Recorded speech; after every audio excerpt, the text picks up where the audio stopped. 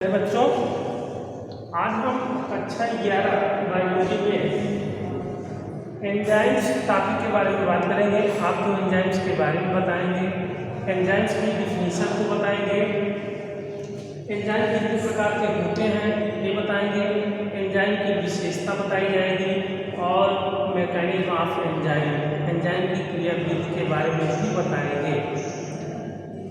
जैसा कि एंजाइम शब्द से आप सुने हैं, यानी इसकी डिफिनीशन क्या है, एंजाइम्स कहते किसे हैं, यानी एंजाइम्स क्या होते हैं, कहाँ पाए जाते हैं, क्या कार्य होता है, क्या इनका जैविक महत्व है। कोशिकाओं में उपापचयी क्रियाओं मेटाबॉलिक रिएक्शन जिसे कहते हैं कि कट को बढ़ाने वाले प्रोटीन के बने कार्बनिक पदार्थों को एंजाइम कहते हैं। ये एंजाइम कार्बनिक यौगिक कोशिकाओं में बनते हैं, गति को तो बढ़ाते हैं लेकिन स्वयं यानी एंजाइम अपरिवर्तित रहते हैं।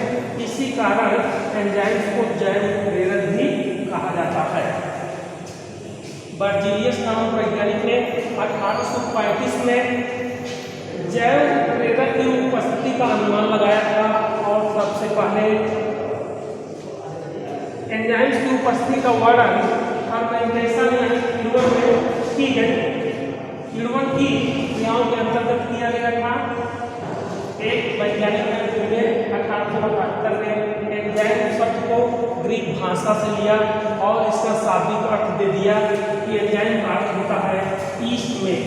एंजाइम दो शब्दों से जैसे मिलकर बना है, तो एंजाइम किसी को थोड़े इन माने में होता है और जाइम का अर्थ होता है ईस्ट, अर्थात इसका शाब्दिक अर्थ होता है ईस्ट में। एक बार इनकी एंजाइम की परिभाषा को पुनः सुनिए।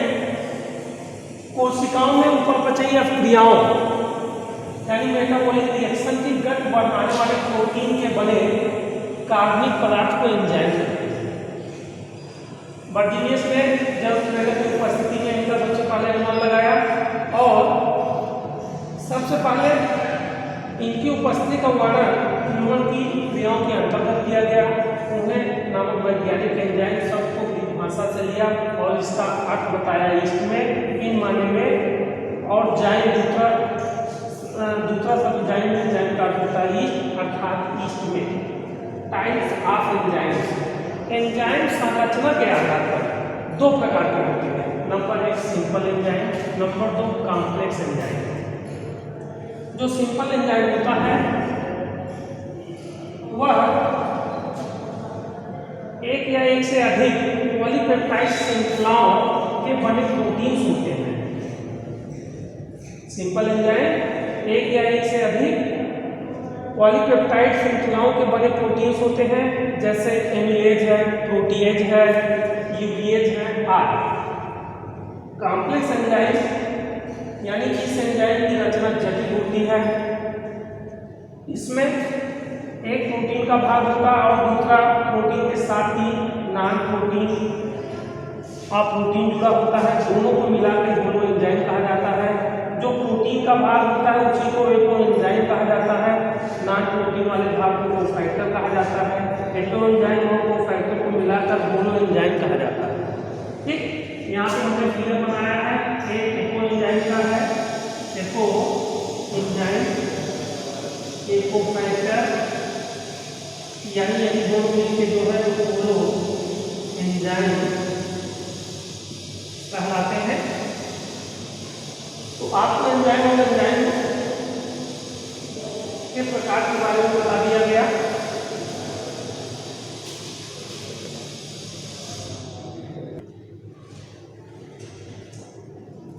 बच्चों, एंजाइम्स की विशेषताएं होती हैं, कुछ एंजाइम्स की विशेषताएं होती हैं जो हम आपको पॉइंट वाइज आपको बताएंगे।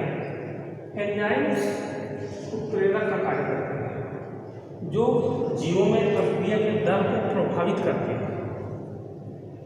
हमने आपको पहले ही बता दिया कि उत्प्रेरक का कार्य करते हैं, स्वयं अपरिवर्तित करते हैं, वही एंजाइम उत्प्रेरक का कार्य करते हैं और जीवों में प्रक्रिया की दर को प्रभावित कर देते हैं या बढ़ा देते हैं।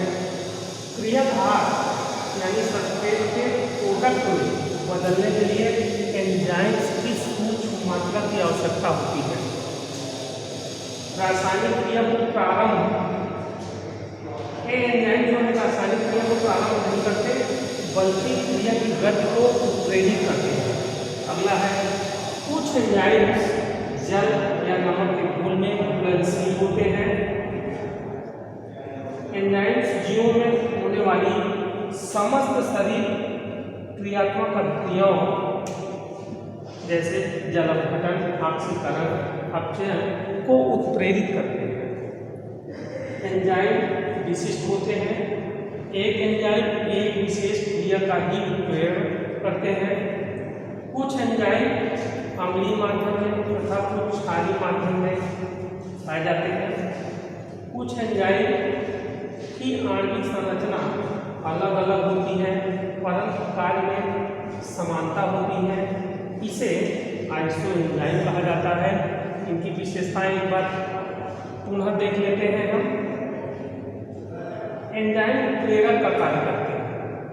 एंजाइम उत्प्रेरक का कार्य करते हैं।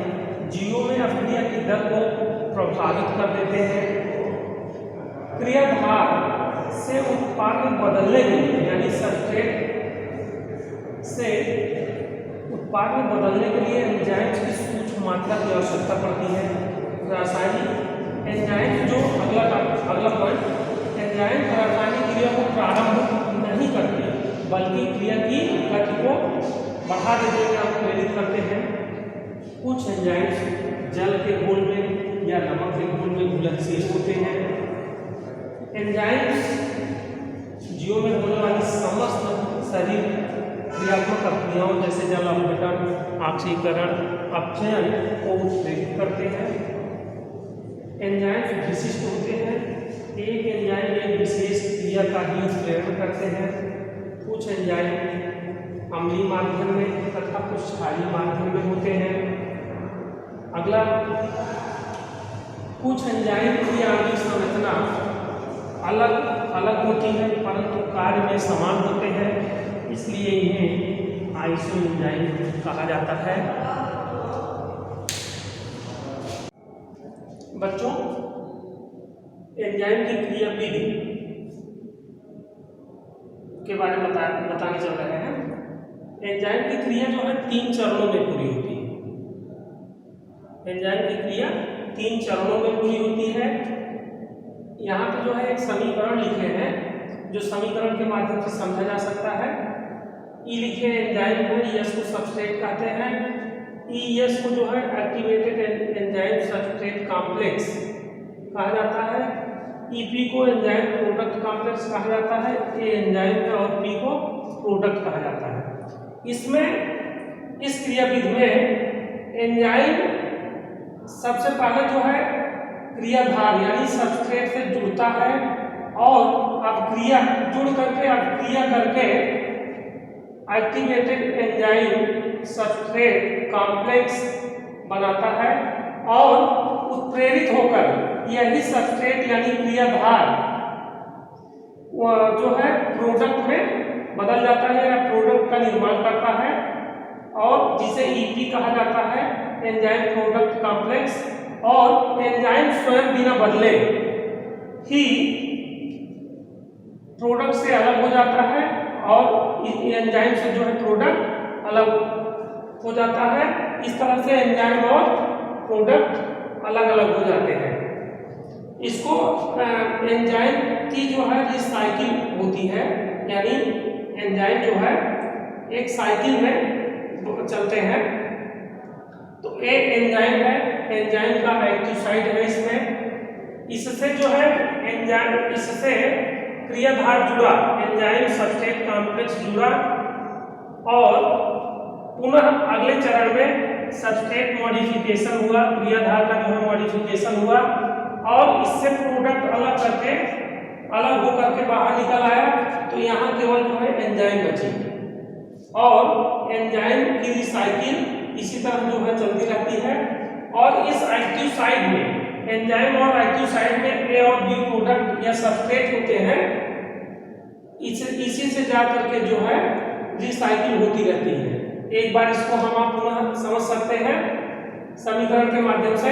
एंजाइम के साथ सब्सट्रेट यानी क्रियाधार जुड़ करके एक्टिवेटेड एंजाइम सब्सट्रेट कॉम्प्लेक्स का निर्माण करता है और ये उत्प्रेरित होकर के सब्सट्रेट क्रियाधार उत्प्रेरित होकर के प्रोडक्ट का निर्माण करते हैं, जिससे एंजाइम प्रोडक्ट कॉम्प्लेक्स बनता है और एंजाइम स्वयं ही बिना बदले प्रोडक्ट को जो है अलग कर देती है।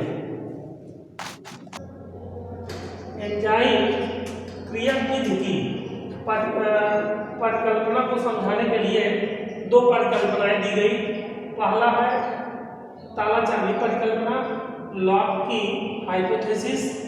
इस परिकल्पना को एमिल फिशर नामक वैज्ञानिक ने 1894 ईस्वी में दिए।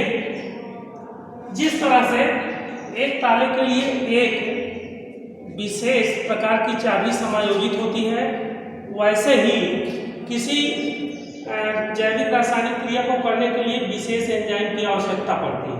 तो लॉक की हाइपोथेसिस एमिल फिशर ने 1894 में दी है। इन्होंने जो है चाबी की संरचना बना के इसमें बताया कि जो है ये एंजाइम है।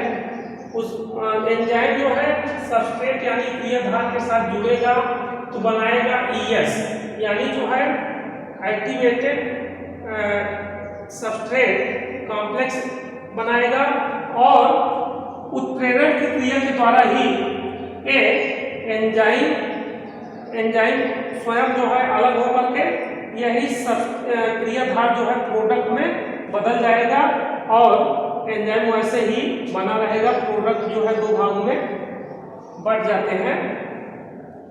दूसरी परिकल्पना प्रेरित अनुरूप परिकल्पना है।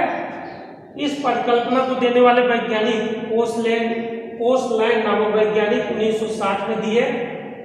इसमें एंजाइम का जो सक्रिय स्थल या सक्रिय स्थल की जो रचना होती है वह दृढ़ नहीं होती बल्कि लचीली होती है।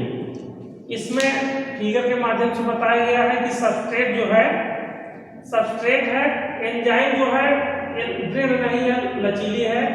जैसे ही एंजाइम के साथ क्रियाधार जुड़ेगा और जिस तरह की उसकी संरचना होगी और उसी के अनुरूप जो है एंजाइम बदल जाता है।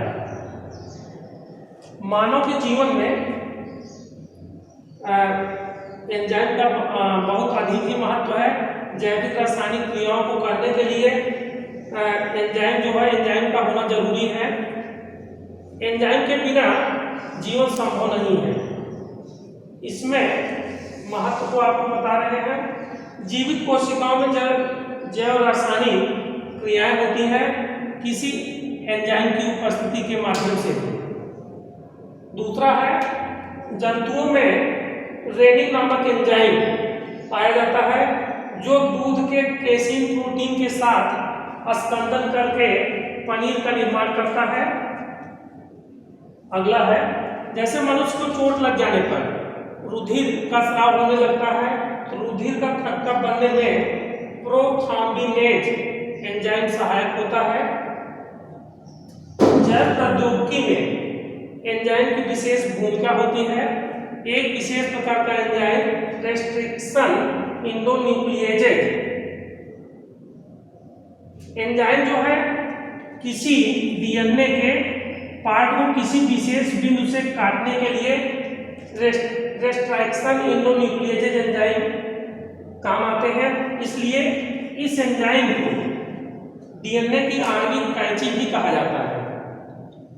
और अगला महत्व इनका है ईस्ट से प्राप्त शर्करा एल्कोहल बनाने का कार्य करती है। प्यारे बच्चों आज यहीं तक, धन्यवाद।